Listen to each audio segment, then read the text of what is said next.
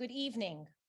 We are delighted you are joining us for tonight's program, Digital Citizenship, What Every Preschool Parent Needs to Know.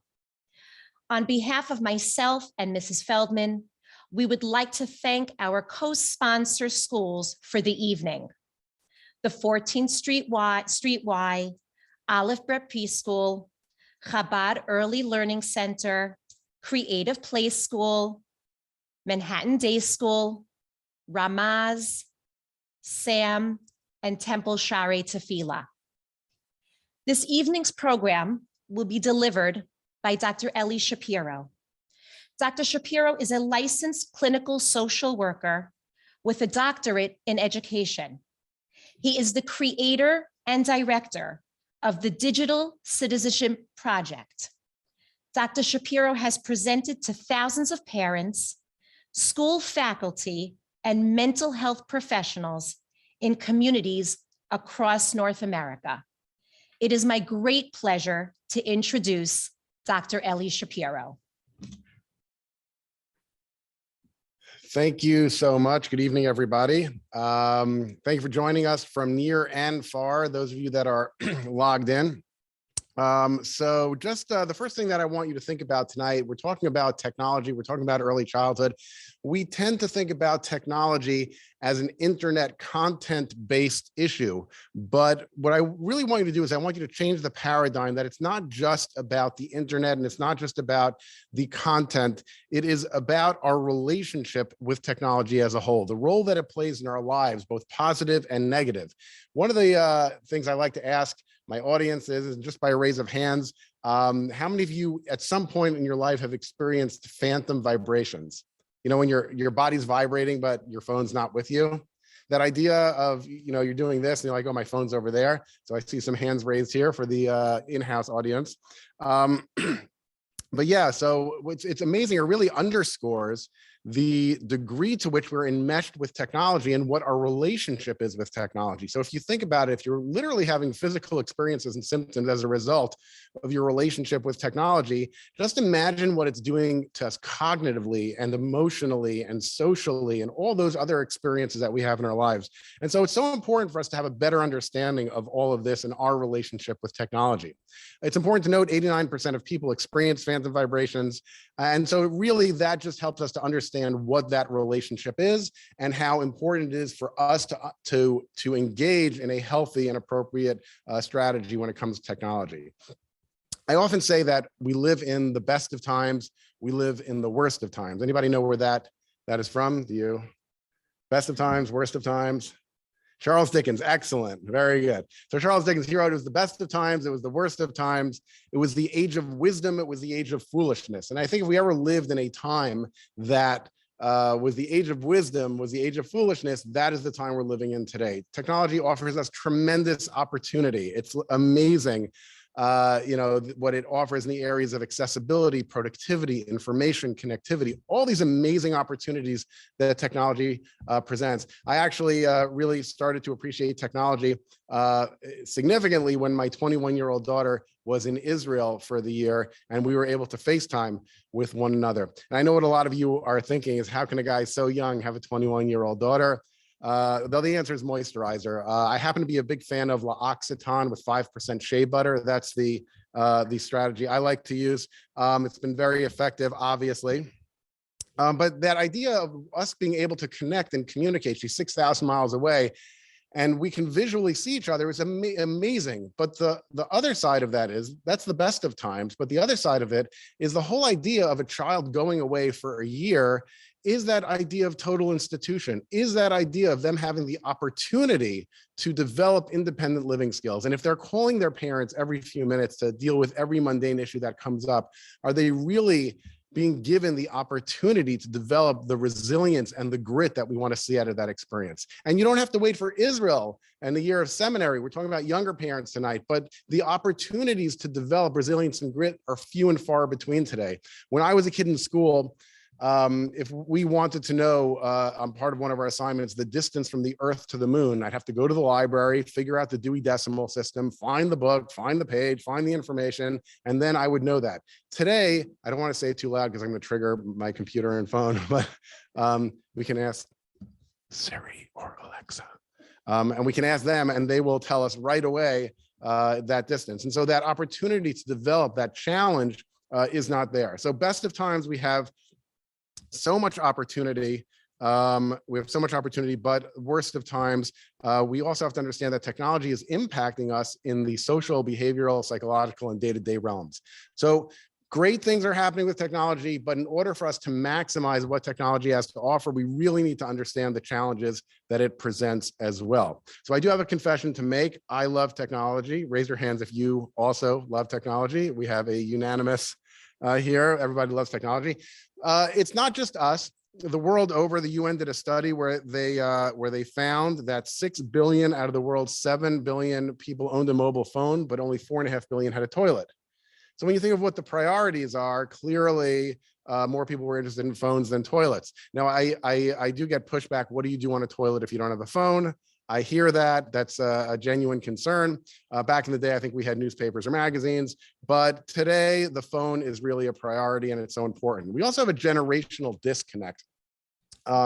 If you have children above the age of 5 or 6, even 5 or 6, kids seem today to just know more about technology than we do. It's just innate and they're intuitively connected to devices. We have this generational disconnect. And I like this text between a mother and child. Your great aunt just passed away, LOL. Why is that funny? It's not funny, David. What do you mean? Mom, LOL means laughing out loud. Oh my goodness, I sent that to everyone. I thought it meant lots of love. So we've all been there, you know, we're giggling a little bit, but we've all been there where we didn't quite get the lingo. We didn't quite get what our kids are saying with technology, but even younger kids, even preschoolers, it's an amazing thing. They get a device, somehow they can just naturally navigate through it. What's really interesting is, and what's really unique about tonight's program is we tend not to discuss the issues of technology in early childhood. We tend to talk about teenagers. And most of the data and statistics that we see about technology is about teenagers. So I'm going to share with you some of that data and we'll sort of work backwards into the early childhood experience. 95% of teens own or have smartphone access. That was a Pew study in 2018. Just so you know, in my presentations, I do incorporate a lot of data and statistics. Some of my audiences say that it's too much data and statistics. Actually, about 72% of my audiences say it's too much data and statistics. But I really feel it's important that we utilize data to inform what we do. It should inform it, it shouldn't define it. My brother-in-law, he did this all wrong with data. When he was expecting his 5th child, he decorated the nursery, the baby's room, in an Asian theme because he read a study that every 5th child born in America is Asian. So that's not utilizing data correctly. So we're going to try to have it informed, but not defined. So smartphone use is up. Social media, social networking is up. 90% of teens are active users of social media.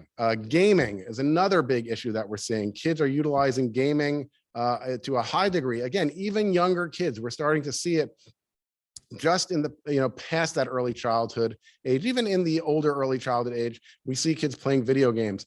And we tend to hear about in the news things like Grand Theft Auto or Call of Duty. And certainly when we want to think about the content of video games, these are games of concern from the content standpoint, but also even a game that is really, let's just say 100% non-problematic when it comes to the content.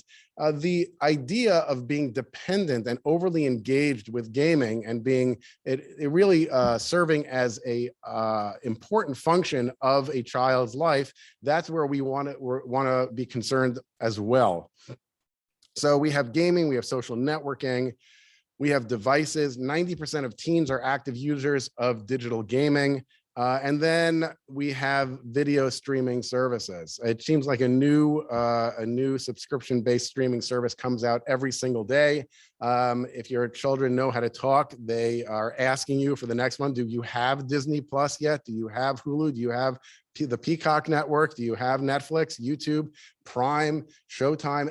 Apple came out with new streaming services. And so it's almost as if it's impossible to keep up with the demand that we're seeing and the amount of videos that kids are watching, the amount of time they're spending in front of screens really has become pretty significant over the last number of years. 69% of kids are watching videos more than an hour a day. That was in 2019. I would say that a lot of this data since COVID has increased even more. But on average, we've been seeing more than 7 hours a day of non-school related screen use. So that's more than 7 hours a day. I've been fortunate to be able to collect data from Jewish day schools across the United States. And what we found from what students report, they spend 50 to 100% more time for non-school related activities than school related activities. And so that's important to recognize, when we think about utilizing screens, the benefits that come along with utilizing screens, there are plenty of them, but what we're seeing from the recreational component of screen use, it's 50 to 100% more time than what we're seeing for the academic or school-related screen use. So these are some of the statistics on technology use and engagement.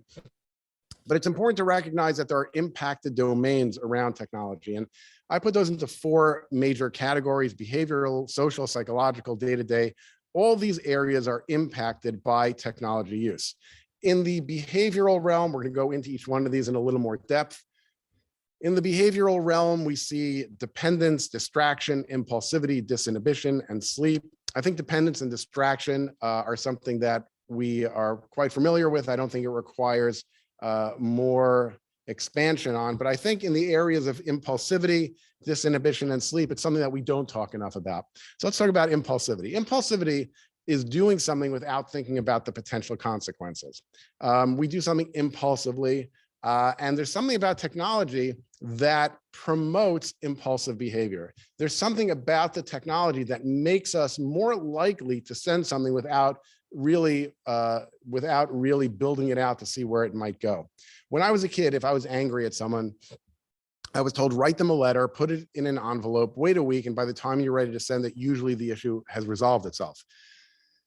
Today, when we're upset about something, what do? We post, we blog, we tweet, we comment, we iMessage, we whatever other medium, we direct message. There's something about technology that promotes impulsivity. We have that power in our hand, right? It's an amazing thing. Because we have that power, it just promotes the impulsivity. And what did Spider-Man's Uncle Ben, what did he say? With great power comes great responsibility. Very good. So yeah, with great power, people didn't know Dickens, but they know Marvel. Okay, I see our audience. So with great power comes great responsibility. And that idea of responsibility with technology to address impulsivity is critical. Of the students that I surveyed, over 3,000 students, 39% of them admitted to having emailed, texted, or posted something that they later regretted, which really underscores the impulsivity piece. And 39% may not sound like a large number, but remember, it's 39% of kids that have the self-awareness to recognize that they should regret what they sent. I think if we actually sat down with most kids and we talked about some of the things they've posted, they probably would regret it as well. But this is not unique to children. Adults as well struggle with impulsivity. More than half of adults have posted messages that they later regretted, and 22% report doing so on a weekly basis, which is pretty significant. They might want to reflect a little bit on their own behavior. So we do know that when we think about the worst of times, when we think about the age of foolishness as it relates to technology, impulsivity is one of the major issues that we see around technology. And when we give kids devices, kids tend to be a little more impulsive anyway. It's a dangerous combination. Online disinhibition in 2007, psychologist John Suller identified something called the online disinhibition effect, which means that we're more likely to do or say things in the online realm than we would in a face-to-face conversation. Anyone who took Psych 101 remembers the research of Stanley Milgram and the electroshock studies, where they had a teacher and a subject, and the teacher who was giving the electric shocks, they were actually studying post-World War II obedience. And what they found was that people tend to be obedient, but even more than that, if you were made to be anonymous, you delivered longer, stronger, even fatal shocks.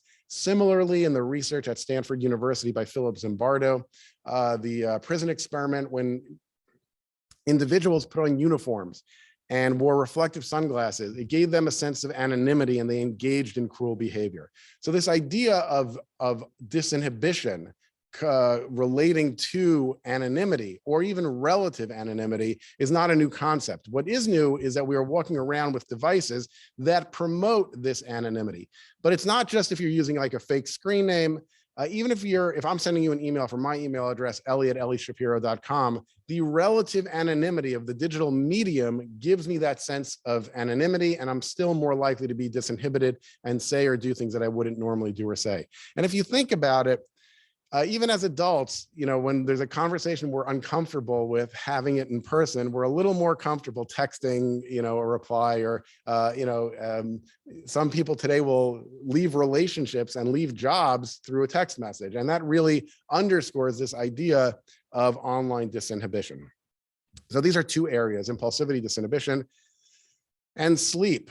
Kids today are not getting enough sleep. Artificial light from the phones make it harder to fall asleep. Vibrating noises make it more difficult staying asleep. That was Purdue University did that study. Harvard did a fascinating study where they had people read from a book at bedtime and read from an e-reader at bedtime. It was the same content.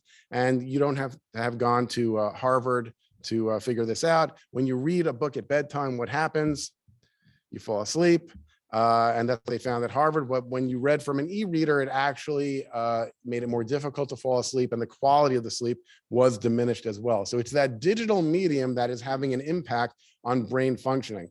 When we ask children about their technology habits, 77% of kids report going to bed late as a result of their technology. And I want to tell you, one of the greatest predictors of a student's success on any given day in school. We're all concerned about our children socially, academically. The greatest predictor of them having success on any given day is the quality of sleep they had the night before. So anything we can do to help our children get a good night's sleep, we should be doing. And part of that is making sure that they are off devices at least a half hour before bedtime. And certainly they shouldn't be sleeping with devices within reach. What I hear from most parents is that their children tell them that they need it for an alarm clock. But you can buy them an alarm clock that is not a phone that will keep them up at night. So really, if there's one thing you walk away with, the importance of sleep on your child's growth and development and social and academic experience is really critical, and we should do everything we can to help them get a good night's sleep. All right, so that's from the behavioral realm. Socially, we see digital distraction, social dependence, online aggression, cyberbullying, miscommunication. These are all social areas. We see scenes like this all the time. I call it a regression to parallel play. Like, preschoolers, they play next to each other, but not with each other. So even as adults today with our technology, we are engaging in parallel play instead of connecting with one another. UCLA did a fascinating study where they measured kids' abilities to read facial expressions and social cues, which are the foundation for meaningful relationships. And once they got that baseline, they sent them to sleepaway camp without any technology. And then they measured them again throughout the summer. What they found was that after only 5 days without their digital technology, their ability to read facial expressions and social cues and form meaningful connections vastly improved. It's a fascinating study, and it's been replicated numerous times. And it really teaches us two valuable lessons. One is that digital technology is having a negative impact on the quality of our social interactions. But two, we can actually repair it by separating from technology, by taking breaks from technology. And I think we have in the Jewish community one of the greatest opportunities every week to take off 25 hours from our technology and really connect with others over Shabbat. It's an amazing opportunity, but you can also do that during the week. You can take it into your own homes. In my own home, we do something called going dark for dinner, where there is no technology during dinner time, even though it's only 15 minutes. It really makes a difference in the conversations, the quality of the conversations, and the connectivity that we have. And you don't only have to do this at home. When we go out with friends for dinner, we do this phone stacking technique where we put the phones in the middle of the table at the restaurant, and whoever grabs their phone first has to pay for dinner. That's what we do. I actually have one good friend who I invite every time. He's addicted to his phone.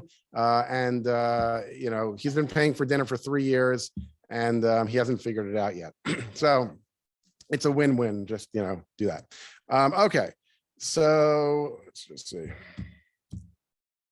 All right, so those are some of the social concerns that we see. Psychologically, we see the relationship between excessive technology, engagement, and anxiety, depression, isolation, addiction.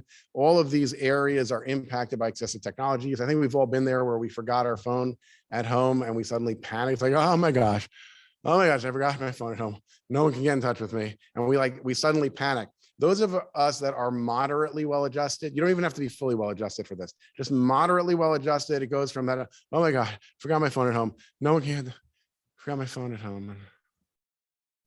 No one can get in touch with me. And then suddenly there's like a calm and a peace that comes over us. And it's like the 1980s all over again.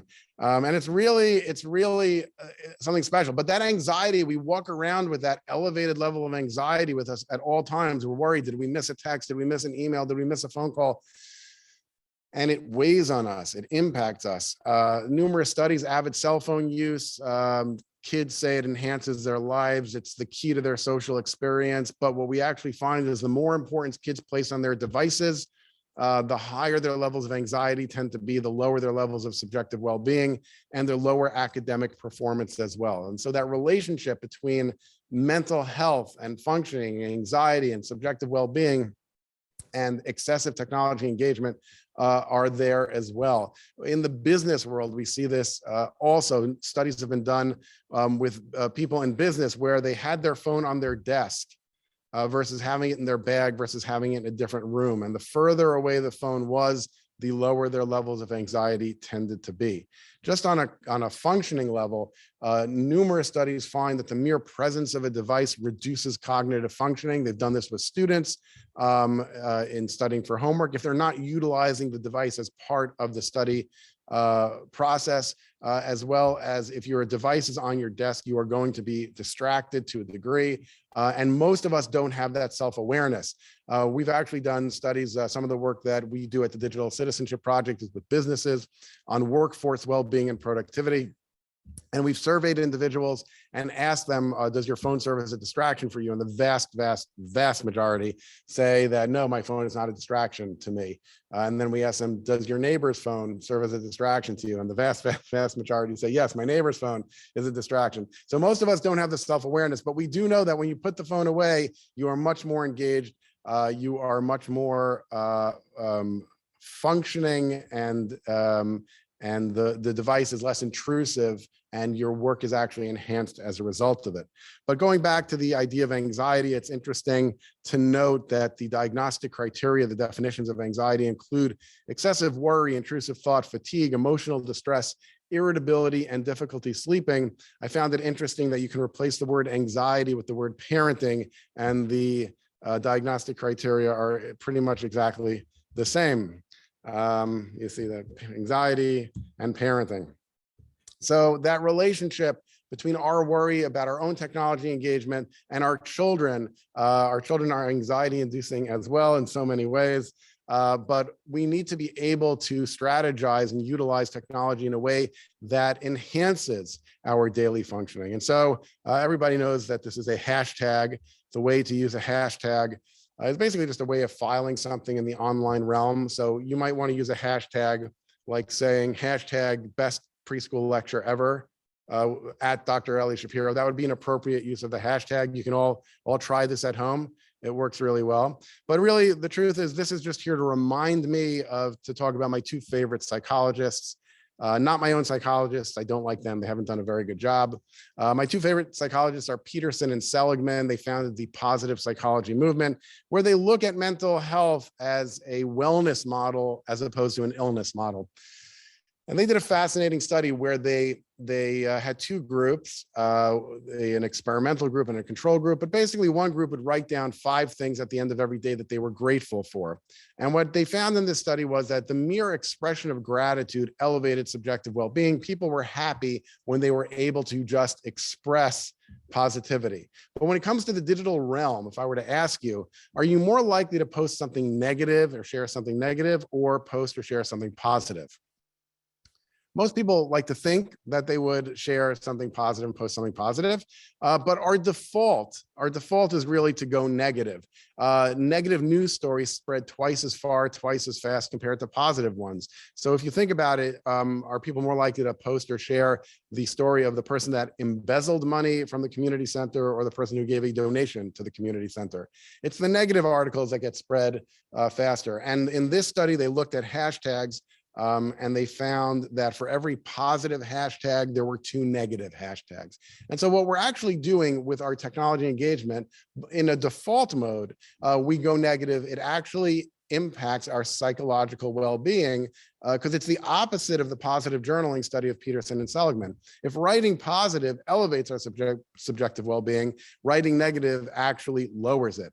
And so what we find is that we have the opportunity when it comes to technology to elevate our subjective well-being, but we have to be strategic about it and find opportunities during the day to post something positive, to share something positive that will not only have a positive benefit to the people that you're sharing with or posting about, but for you as well. 70% of kids use technology longer than they intended.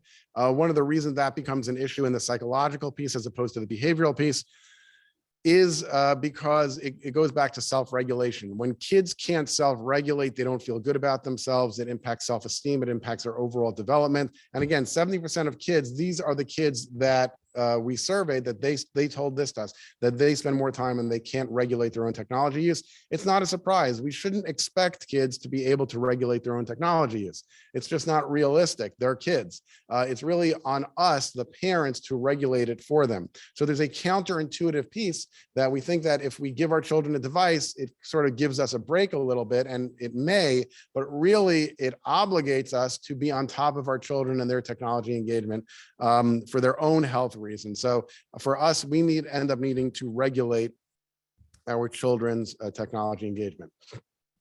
Early exposure to inappropriate websites and graphic violence in particular can result in emotional distress. Kids are seeing things that are disturbing to them. Even the graphic violence on regular news websites, dash cam videos, police, body armor cameras, CCTV, all these things that you read in the news, and now there's video footage that goes along with it, is it's distressing to adults. It certainly is distressing to kids as well. Usually there's like a sash across it that says warning graphic content. For most kids, that translates to click here, warning graphic content, or in some dialect of kids, it's click here now. So it's really important that we as the adults oversee what our kids are engaged with when it comes to technology. We surveyed, as I said, 5th through 8th grade. 63% of them have seen an image or video clip that they found disturbing. So 63% of kids, 2 out of every 3 kids, are saying that they've seen things that had a negative impact on their well-being. 42% of kids have looked up websites that their parents would disapprove of, and 57% of kids have accidentally ended up on a website that their parents would disapprove of.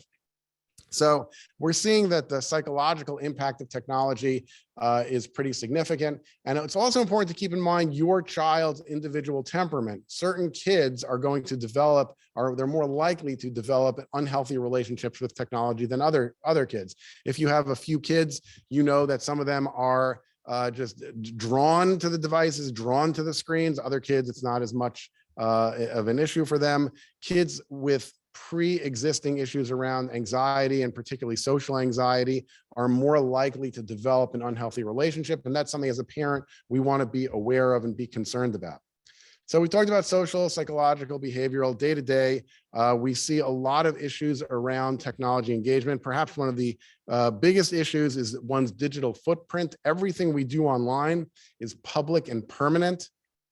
It's why if you look up a pair of shoes online, all of a sudden it's appearing in your email, on your social media, on any website you go to, because everything is being tracked. Every device we utilize has a MAC ID, and every network we're on has an IP address. Amazon knows what we want before we want it, and so it's really tracking. My daughter, actually, she went to Israel the other night, so she asked, do I have to call the credit card company and tell them, that I'm going to be out of the country because I don't want to try using it? So she called American Express and she said, I just want to let you know I'm going to be in Israel for the next 2 weeks. And they were like, oh yeah, we know based on your purchase history, we saw you bought tickets and we saw you bought other things. So they knew already. So that's a little creepy. But that's really what's going on when it comes to technology, when it comes to social networking. There are algorithms that really bring you information and content that, that really reinforce what you think already. And so it's important to recognize that technology is a living, breathing organism that that really can impact your behavior and your digital footprint. The things you do and say online can come back to haunt you. So when you think about impulsivity and disinhibition and miscommunication and so many of the other issues we know about technology, it really becomes part of how you are seen in the digital realm. And not too long ago, Harvard rescinded the acceptance letters of 10 students for posting offensive comments and materials in a private Facebook group. When you think about that, it was a private Facebook group, and Harvard felt that it really didn't reflect well on the university, and they rescinded their acceptances. And when you think about kids who get into Harvard, those tend to be well-disciplined kids. And if it can happen to them, it can really happen to anyone. So when we think about what we want for our kids, we obviously want them to be successful. Some of the key elements that will help them get there is quality sleep, managing their technology so they feel psychologically that they have good well-being around that area, but also their digital footprint becomes part of the story of who they are. And it's important to remember most of your children's digital footprints start at birth. When you start posting birth announcements and birthday parties and things that go out there, that all becomes part of your child's digital footprint. But don't think of this in terms of negative. It's not just about, oh, I better not post anything because it's negative. The opportunity to be positive in the digital realm is there as well. I like to tell the story of Andrew Feldman. Andrew was a student at a school that I worked at, Lawrence Woodmere Academy in the Five Towns. He went to see, he's now 17, but when he was 14, he went to see, maybe 13. In 2016, he went to see the Broadway show, Dear Evan Hansen. He tweeted about it. You see the tweets up here. He says, I'm at Dear Evan Hansen. It's already awesomer. I don't know if that's correct English, awesomer. It's already awesomer than I expected. Oh my God, I'm flipping out. So this is what he tweeted, said how amazing it was. The producers responded on Twitter. We're so grateful you came to hear our story. Andrew, thanks for joining us. Hashtag you will be found. Well, it's really interesting because he ended up being found because 2 years later, he was cast as Evan Hansen in the Broadway show. It was January in 2019. Just before COVID, he actually starred on Broadway in Dear Evan Hansen. And I have to wonder if Andrew had originally tweeted something along the lines of, oh, great show, but the choreography was a little off, or the lighting was weak, or whatever the criticism would have been, would the producers of Dear Evan Hansen have hired him? And I speculate that they would not. They would see him as a liability. They would see him as a risk. He was insulting.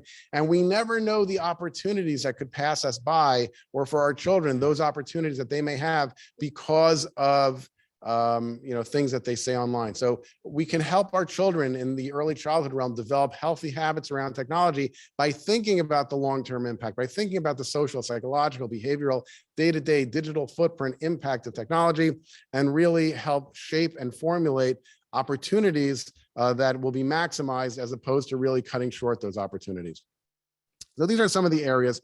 I want to talk about the relationship that kids have with their technology, the early childhood realm. We tend to think, and I really started talking about this, we tend to think about technology, about teens and technology, but really when it comes to its impact on the brain, it is so much more impactful for a child from 1 to 5 years old, from that critical stage of development, the developing brain. That experience with the devices, with the technology, is so much more impactful and powerful. In the preschool development area, we see the relationships of attachment with technology, regulation, dependence, learning. All of this is impacted by technology. One fascinating study that they did where they had kids playing with those Simon Says games, the color of the light up with the buttons, and they had kids doing something similar with a virtual one on an iPad. And they asked these kids, 2, 3 years old, to then give the device back to the researcher. They were much more likely to give the Simon Says type device back than they were the iPad. There's a much higher degree of dependence and attachment that these kids will develop, which is why the American Academy of Pediatrics recommends under 18 months to avoid screen time in total, and 2 to 5 years, really under 1 hour a day, really limiting the amount of screen time that kids are engaged in because of how powerful and impactful it is. I was on a flight recently, and there was a 3-year-old sitting a couple rows in front of me. And until the plane takes off, the video monitor system doesn't activate. And the child was not happy, is how I would describe it. A lot of screaming, a lot of yelling, and that really underscores that high degree of dependence. If our children can't sit without that degree of stimulation, and we reinforce it by continuing to give them the devices, we really are creating a high degree and an unhealthy degree of dependence on technology. 87% of kids, 87% of kids under 5 years old exceed the daily recommended screen time. And when we think about the sort of dependence that we're creating, I like to think when I was a kid, or even not when I was a kid, even 15 years ago, when a child went to the doctor, a 2-year-old went to the doctor, and they would get a shot as part of their regular inoculations. I'm not making any political statements about shots, just the regular standard ones. What would happen? The child would get the shot, they would cry. The mother would pick them up, they would rub their back. And what was the child learning in that moment? Is that my parents are there for me. They're there to help me when I'm in pain, when I'm struggling. It's this experience that they have. What happens today when a child goes to the doctor and they get that shot? What are they given? They're given the parent's phone. And what does that teach them? It teaches them when I'm in pain, when I need to regulate my mood and my emotion, a screen will help. And it's such a powerful experience for that age group because this is their first experiences dealing with stress and distress. And so we are really creating problematic dependencies for our kids at such a young age. So that's something to keep in mind. So that's one side of it, the level of dependence that we are having that we are placing on our kids. The flip side is true as well. When our kids are trying to connect with us and we are distracted by our technology. So I want to share a video with you. It is called the Still Face Experiment.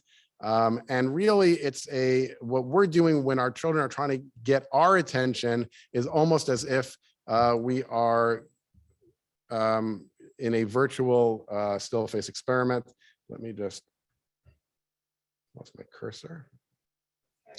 Babies this young are extremely responsive to the emotions and the reactivity and the social interaction that they get from the world around them. This is something that we started studying 30, 40 years ago when people didn't think that infants could engage in social interaction.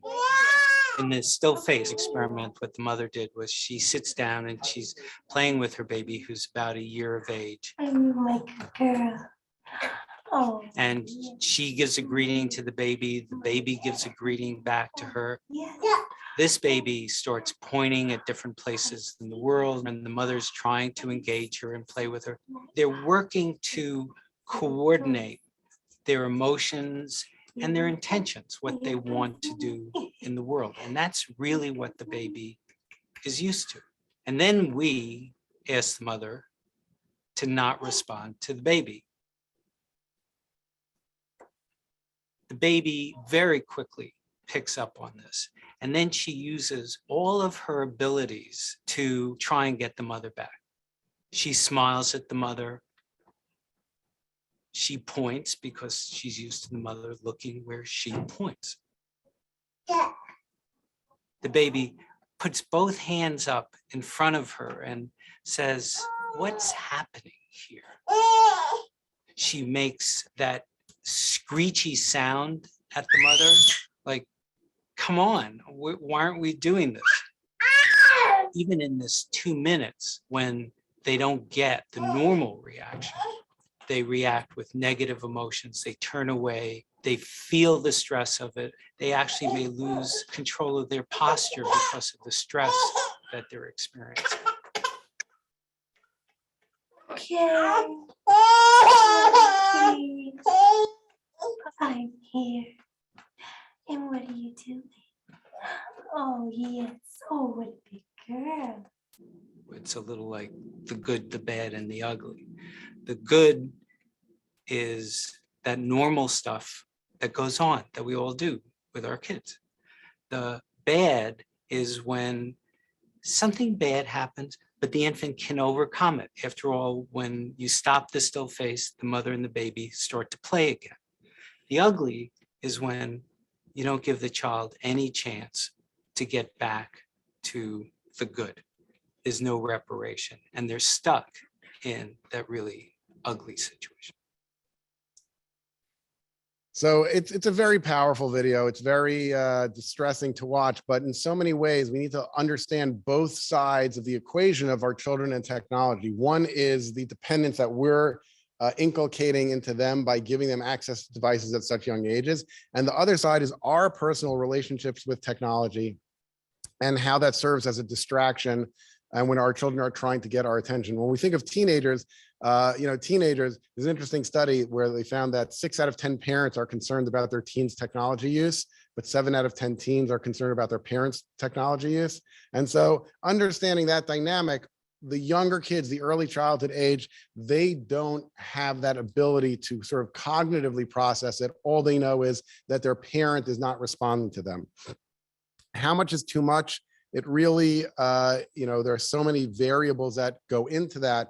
And the idea of screen time is not I think it's really a misconception, because not all screen time is created equal. We're not going to go through all of the 5 C's, but consumption is the lowest level of screen time. That's the Netflix binging that has the least value. All the way up to the creative process. Screens can be amazing. Like we said, it's the best of times, but it's also the worst of times. It's the age of wisdom, but it's also the age of foolishness. So from the creative process, whether it's coding or programming or digital design or video editing or anything creative, it goes into, I'm gonna jump ahead. It goes into a different type of screen time, different qualitatively. So rule number 1, as parents, when we think about how can we raise children in this digital age, we understand that there are challenges socially, psychologically, behaviorally, and then the day-to-day challenges. So the first thing that we need to do is we need to have rules. Rule number 1, have rules in our own homes. And it's rules for our kids, but it's rules for ourselves as well.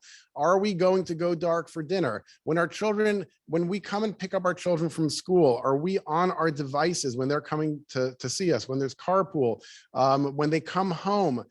Do we drop everything and show them the attention like, wow, I haven't seen you in 5, 6, 7 hours? Or are we on our devices and they're almost secondary? So rule number 1, you have to have rules for yourself, for your family, to create an environment where technology is something that enhances your existence and doesn't serve as an intrusion. When we ask kids, only 41% of kids say there are rules. Rule number 2, we need to discuss the rules. Just having rules in our head are not as effective. It's not as effective as actually discussing the rules with our spouses, to come to consensus with our spouses, what strategies we're going to utilize in this digital age that we can benefit from technology, but avoid the challenges. And rule number 3, and I think this is probably the most challenging, is actually keeping the rules that we set. Our kids also, as your kids get older, I'm giving you a heads up for you early childhood parents out there, they will wear you down when it comes to rules. They will challenge you, they will wear you down, and it's important to stay the course and keep strong. When it comes to technology, and we're giving our kids access and we want them to be successful with technology, there are 3 things that we have to know. We have to know the devices that we're giving them. We have to understand how they work, and what we're giving them as far as whether it's an iPad, whether it's an iPhone, whether it's a Amazon Kindle. I knew my son was in Little League, and there was a kindergarten parent saying that she had just bought her child an iPad mini because, he's a mini, so he gets an iPad mini. That was what they did. That was their strategy. So you have to know what you're giving your kids as far as devices, content, what you're making available to them. Most kids will come home and say, but everyone has fill in the blank. You know, today it's TikTok, tomorrow it's something else. Yesterday it was Musically. There's always gonna be something. Everyone has Fortnite. Everybody has whatever it is. You need to know. First of all, probably not everyone has. That's the first thing. The second thing is, even if everyone has, is it really in the best interest of your child to have access to these things? And every parent's going to make their own individual decision, but it's so important that we are thoughtful and deliberative with what we do around technology. So the content, and perhaps the most important, after knowing the device and the content, is knowing your child. Every child is different. Every child is going to relate to technology differently in a healthier or less healthy way. And you need to know that some of your kids, those that are sort of predisposed more towards anxiety, social anxiety, depression, are more likely to develop an unhealthy relationship with technology. So it's important to keep that in mind as well. If you are unsure about the content that you're making available to your child, you can always look every time you download any app. There will be a screen, you'll come to a screen like this, and you'll notice right up the top left by Snapchat, it says 12 plus. 12 plus is the recommended age for Snapchat. So when parents of a 9-year-old or an 8-year-old tell me they're having a problem with their child in Snapchat, well, not even Snapchat thinks your child should be on Snapchat. They're saying 12 plus. And then if you look at the reasons why they say 12 plus, it says very clearly, infrequent mild alcohol, tobacco, drug use references, profanity, crude humor, mild, mature, suggestive themes, infrequent mild sexual content, and nudity. So they feel that 12 plus is appropriate for that content. I'm not here to judge. You as the parent for your child, you need to decide whether that is something that you feel is appropriate for your child and your home environment. When that is not enough for you, two great resources that I recommend. Smart Social, it's a guy named Josh Oakes. He's always coming out with great content, explaining the latest apps and games and video content, as well as Common Sense Media. Common Sense Media is my go-to resource. My son, my 14-year-old son, recently came home and he said he wanted to watch Squid Games. I don't know if you've heard about Squid Games, but Squid Games, it's this dystopic society where poor people can earn money by playing these child games. But if they don't succeed, they're shot and killed or killed. So my son said, can I watch it? So I said, well, I knew I didn't want him to watch it. I said, let's go on Common Sense Media and see what Common Sense Media has to say about it. And so we read through all the descriptions and he looks at me, he goes, so I'm not watching it, am I? And that was the conversation. So that's really, an effective way utilizing these resources. They're amazing, amazing resources. I use them as well. Having filters on your devices, it's so easy for kids to gain access to things that will really be traumatizing for them. In our research, only 23% of families had filters on their devices.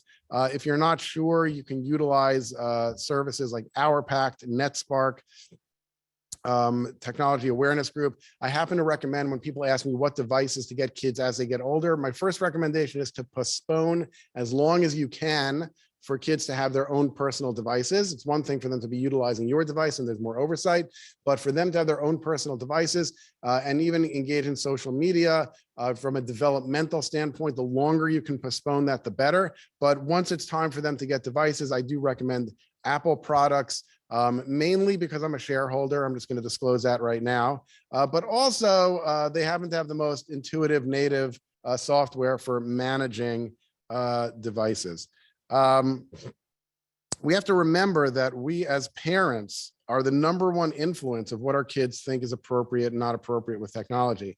The way we act, the way we utilize technology is what our kids are going to model. Now, I'm saying technology, but fill in the blank. It really applies to any aspect of our lives. Our kids look to us. We are the #1 influence. It doesn't mean that there aren't competing influences out there. There are competing influences, but the #1, the single greatest influence on children, what they think is appropriate, not appropriate in general, is their parents. And so it's so important that aside from having rules and communicating the rules and keeping the rules, we as parents need to model appropriate digital responsibility. We need to put our phones down and we should be transparent about it. It's okay to say to your child, I'm putting my phone away, now is us time.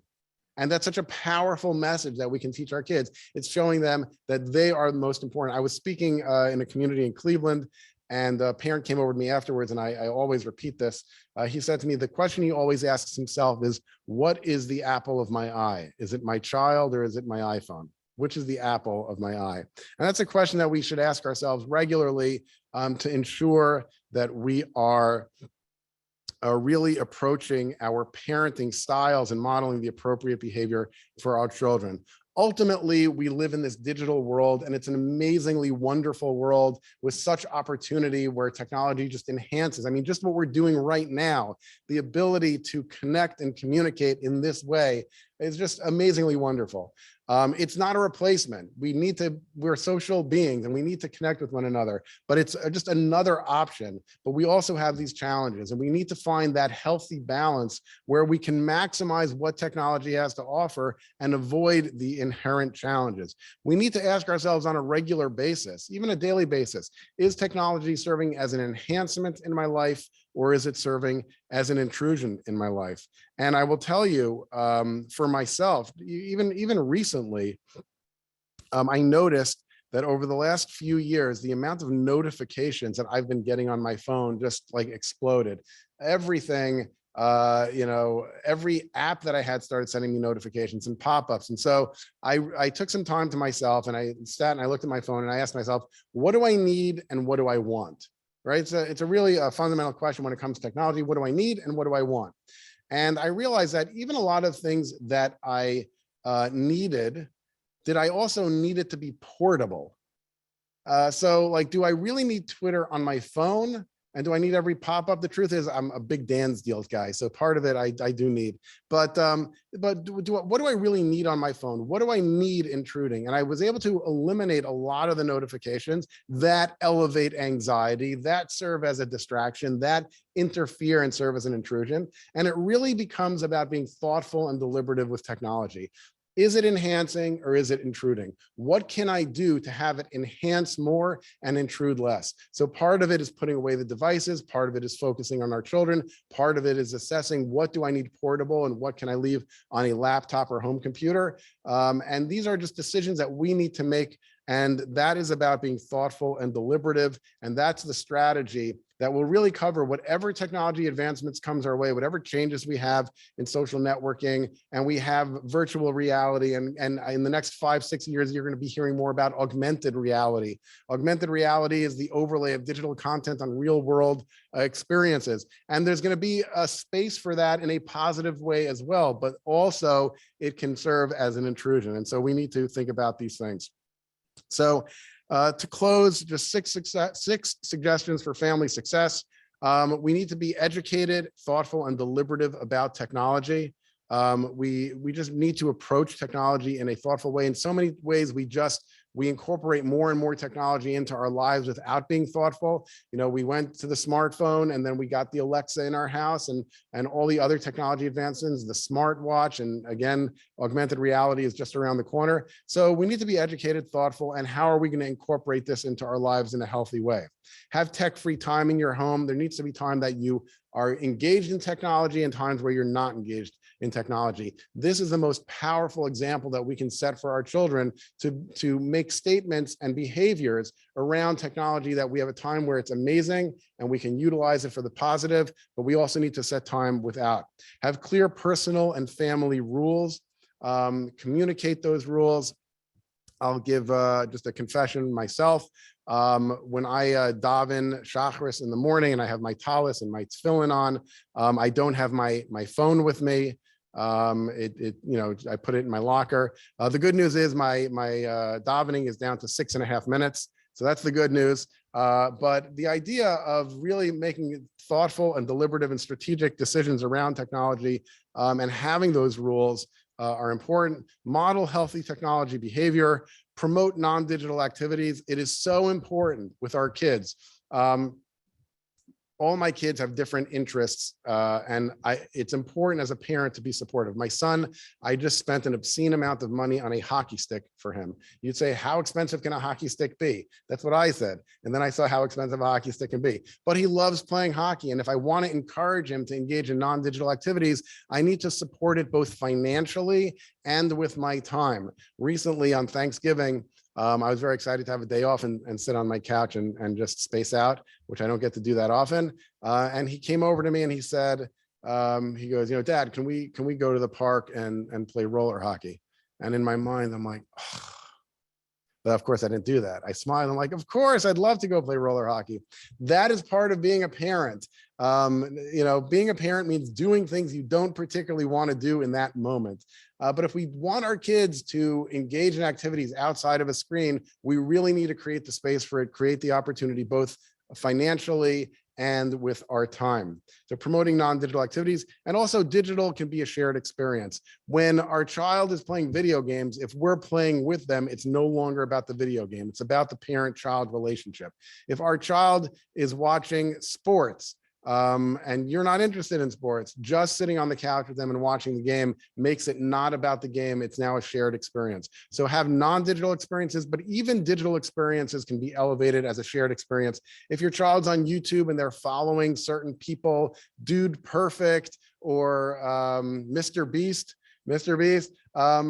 know what it's about. Talk to your kids about it. It's conversations openers. It's sharing their interest. And one of the things I think technology and parenting in general is such an overwhelming idea that we know we're not going to get it perfect. Voltaire said, perfect is the enemy of good. And it's so important to keep that in mind. We're not going to get it perfect, and that's okay, but we should do the best we can and be thoughtful and deliberative.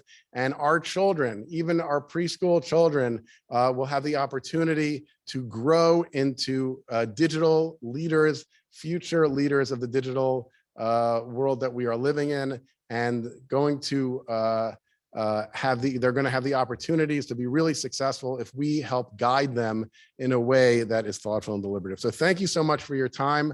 I'm happy to answer questions. I believe questions have been put forth through the chat. No questions yet. So I guess I've answered everybody's questions, or everybody fell asleep. One or the other. So if you have any questions, you can send them direct message to Mrs. Feldman, to the chat. Okay, put it in the chat. And I will try to answer the questions.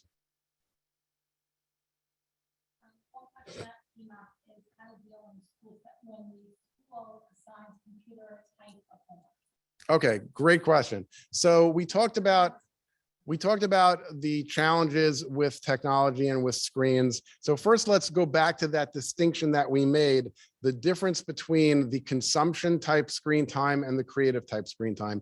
Most schoolwork, most school activities falls into the creative realm, which is the least problematic when it comes to engaging in screens. Now, one of the things that I said earlier was you have to know the device, you have to know the content, and you have to know your child. Certain children are going to have a harder time with digital work. It's so important that you communicate that with your school.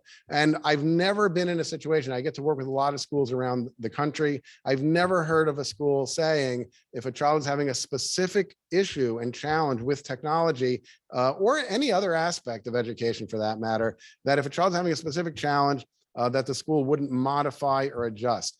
It reminds me of a story a number of years ago.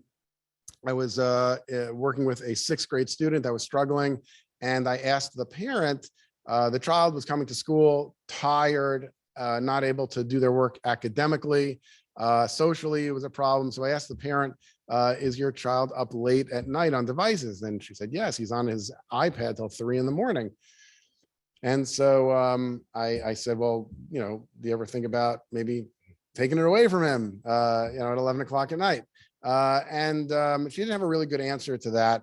But what we realized was that this particular child could not self-regulate their technology use, which was not to be expected, but the parent wasn't capable of regulating the technology use either. And so what happened for this particular child, the same way we make modifications when there are other challenges that children face, the modification we made for this child was that the homework that he was given did not require him to use the internet for those specific assignments. And he was working with a therapist separate from that to help develop those regulation skills. It's a broader story, which I'm not going to go into the details, but the idea of modifying based on a need is there. So if a particular parent is having concerns about their children and the screen use, definitely communicate that to school. With that said, all the research that I've done and have read doesn't seem to indicate that it's the schoolwork that is the predominant screen time that kids are engaging in. As I said, the surveys that we've sent out in the Jewish day school world, kids were spending 50 to 100% more time for non-school related activities than school related activities. But excellent question. Very important to have an open dialogue with your school community. Another question I think on which is not school related is a little bit about scaling back, especially when COVID, a lot of parents went overboard out of necessity at the time, and how do we sort of pull back? So the question is, how do we pull back when it comes to the excessive amounts of screen time? COVID, certainly we have gone above the recommended amount. So I actually skipped this slide in the initial presentation, but I'm glad someone asked. So the first thing that we need to recognize, I think I'm safe in saying this, that this whole global pandemic thing has not been ideal. Would everybody agree that like not ideal? Yeah, it's a safe statement. It hasn't been ideal on so many levels. And so there was a point, that we engaged in activities that were not ideal either. It was really a reflection of a global pandemic. And so I think Walmart has it right with their rollbacks. There was a point where we did not attend shul. There was a point where we did not attend school. And there is a point, and it continues to a degree, that we engage in excessive technology use. But I don't think for the vast majority of people that people said, well, I'm never going to shul again. And I don't think most people said, well, I'm never sending my child to school again. And similarly, we don't have to accept the status quo of technology engagement as a given. The same way that we've rolled back and we've made adjustments, we can do the same thing with technology. Now, I know it's easier said than done. Whenever we engage in changes within our home, usually, and I'm just predicting this for you, the behavior gets worse before it gets better, is generally what's going to happen. But as a family, you can make decisions around technology to say, okay, let's incorporate going dark for dinner. Let's create a family level of screen time, no technology an hour before bedtime, because we know about the Harvard research. So whatever it is, you can take steps towards rolling back the technology engagement, and just don't beat yourself up over it. We were not in an ideal situation. One more question on the chat, which actually connects to that one, and that is how to model proper technology engagement when you as a parent are now working from home and you're sitting in front of the screen all day. Okay, so the question is, how do we model appropriate technology engagement when a parent is engaged in remote work and they're sitting in front of a screen all day? So I'm a big believer in the transparency of it, and it really doesn't only apply to remote work. We as adults have different obligations and responsibilities than our 5-year-olds or 10-year-olds or 15-year-olds have. And it's okay that I need to respond to a boss's email or a colleague or a time-related matter. And we can tell our children, you know what, I got to respond to these emails, give me 10 minutes and then I'm all yours. It's okay to communicate that. And not only are you showing your child that, we have responsibilities, but you're demonstrating there's a time for technology and a time for not technology.